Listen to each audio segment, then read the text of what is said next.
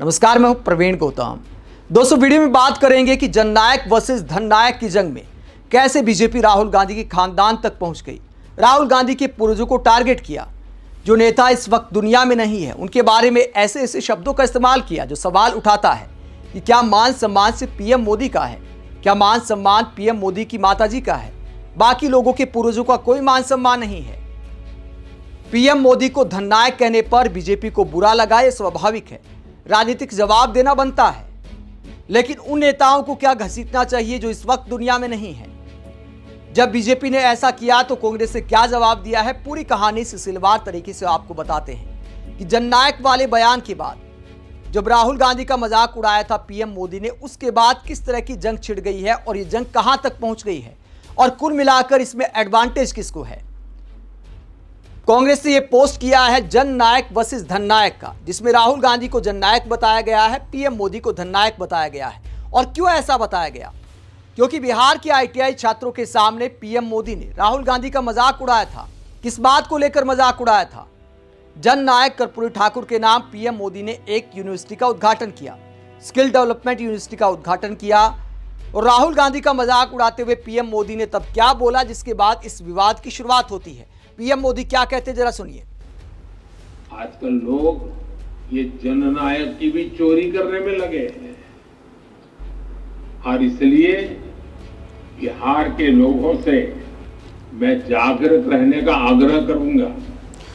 तो पीएम मोदी राहुल गांधी का मजाक उड़ाते हैं क्योंकि कांग्रेस के कुछ समर्थक प्रवक्ता राहुल गांधी को जननायक कहकर बुलाते हैं। जननायक मतलब जनता का नायक। बहुत सारे लोग अपनी पसंद के नेता के लिए जननायक शब्द का इस्तेमाल करते हैं। तो क्या ऐसे में टाइटल चुराना हो जाता है? क्या पीएम मोदी को छात्रों के सामने इस तरह की राजनीति करनी चाहिए? पहली बात तो आईटीआई छात्रों के सामने इस तरह के बयान देश के प्रधानमंत्री को सरकारी कार्यक्रम में नहीं देने चाहिए। नेता विपक्ष का मजाक नहीं उड़ाना चाहिए। और दूसरी बात, टाइटल चुराने की जो पीएम मोदी ने की, अगर राहुल गांधी के नाम के आगे कोई जननायक लगा देता है तो टाइटल चुराना है। तो फिर ये क्या है?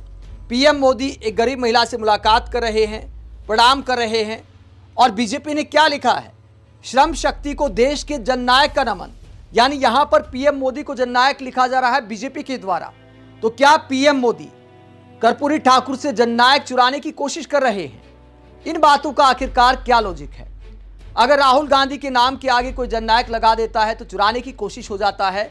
तो पीएम मोदी के आगे बीजेपी ने जननायक लिखा है, तो इसे क्या कहा जाएगा? ये बीजेपी का पोस्ट है। राहुल गांधी कभी खुद तो नहीं कहते कि भैया मुझे जननायक कहकर बुलाओ।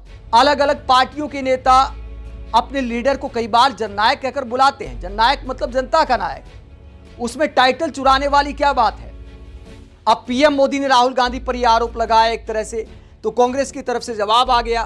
कांग्रेस ने पीएम मोदी को धननायक कहकर बुला दिया कि राहुल गांधी गरीब लोगों से मुलाकात करते हैं तो जननायक हैं, पीएम मोदी अमीर लोगों के हैं तो धननायक हैं। जिसके बाद पूरा अभियान छेड़ दिया कांग्रेस ने। किस तरह के वीडियो बनाए, पीएम मोदी को जननायक का मतलब समझाते हुए क्या कहा कांग्रेस ने, इस वीडियो में जरा सुनिए। एक आदमी है जो दिन रात दोस्त की फिक्र करता है, एक आदमी है जो दिन रात देश की फिक्र करता है, एक आदमी है जिसके लिए देश मायने नहीं रखता, एक आदमी है जो देश के लिए जीता है, एक आदमी है जिसे देश के अपमान से फर्क नहीं पड़ता, एक आदमी है जिसके लिए देश ही सब कुछ है, एक आदमी है जो गरीबों के घर तोड़वाता है, एक आदमी है जो गरीबों को गले लगाता है, एक आदमी है जो सच बोलने से डरता है, एक आदमी है जो सच के लिए लड़ता है।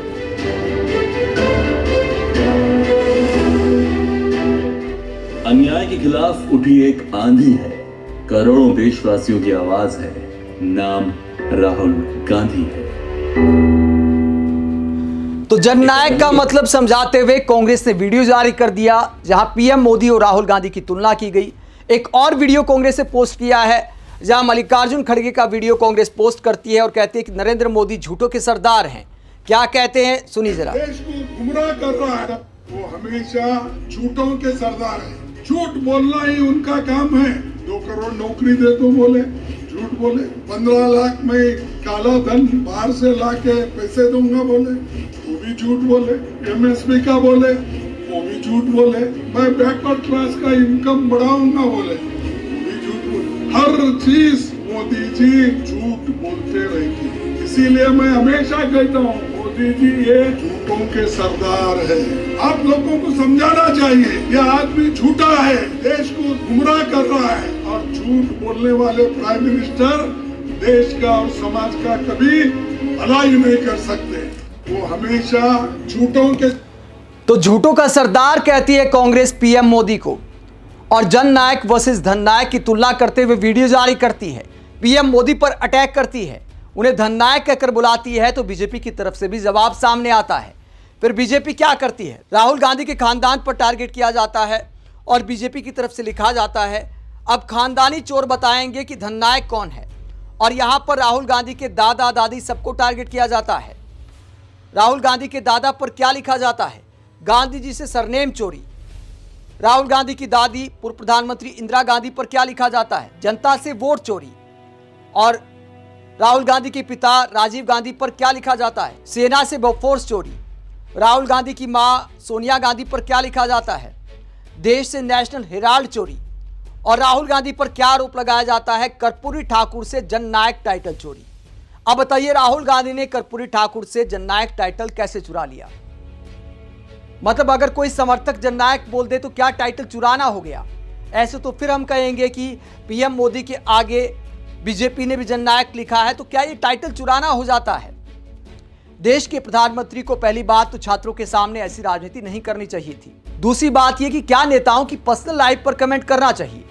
जब पीएम मोदी के परिवार को लेकर कोई कमेंट करता है, पीएम मोदी की पत्नी को लेकर कोई कमेंट करता है, पीएम मोदी की माताजी को लेकर कोई कमेंट करता है, बिल्कुल नहीं करना चाहिए। पीएम मोदी की अपनी पर्सनल लाइफ है, उनके अपने निजी रिश्ते हैं, राजनीतिक जीवन में वो क्या करते हैं उसका मूल्यांकन होना चाहिए। राहुल गांधी के नाम के पीछे क्या लिखा है, गांधी लिखा है, नेहरू लिखा है या कुछ भी लिखा है, देश की जनता को आखिरकार इन बातों से क्या लेना देना है? कोई नेता देश की जनता के लिए कैसा विजन रखता है, देश की जनता के लिए क्या करना चाहता है, कैसी राजनीति करता है, देश को तोड़ने की बात करता है या देश को जोड़ने की बात करता है, देश की तरक्की के लिए उसका एजेंडा क्या है, जनता को बस इस बात से मतलब होना चाहिए। खानदान को लेकर इस तरह की बातें करना मुझे लगता है कि ये ज़्यादा हो गया। अगर पीएम मोदी की माताजी को राजनीति में घसीटना गलत है, तो राहुल गांधी के परिवार को भी इसमें घसीटना गलत है। जब बीजेपी की तरफ से किया गया तो सुप्रिया श्रीनेत ने क्या जवाब दिया है, कांग्रेस प्रवक्ता सुप्रिया श्रीनेत ने इसे लेकर क्या कहा, अब अडानी के सेवक और वोट चोर बताएंगे जननायक कौन है, चुप रहो और बैठ जाओ बीजेपी वालों। तो जननायक वर्सेस धननायक के मुद्दे पर जुबानी जंग लगातार तेज होती जा रही है। दोनों तरफ से वार पलटवार का खेल जारी है और आने वाले बिहार चुनाव में ये हमले और तेज होने के आसार हैं। लेकिन दोस्तों, हम तो यही उम्मीद करेंगे, यही अपील करेंगे दोनों पार्टियों के नेताओं से कि पर्सनल अटैक ना करें। जो नेता इस वक्त दुनिया में नहीं है या जो लोग इस दुनिया में नहीं है उनको टारगेट ना किया जाए। आप इस पूरे मुद्दे को लेकर क्या सोचते हैं, कमेंट बॉक्स में अपनी राय जरूर दें। साथ ही चैनल को सब्सक्राइब भी करें। नमस्कार।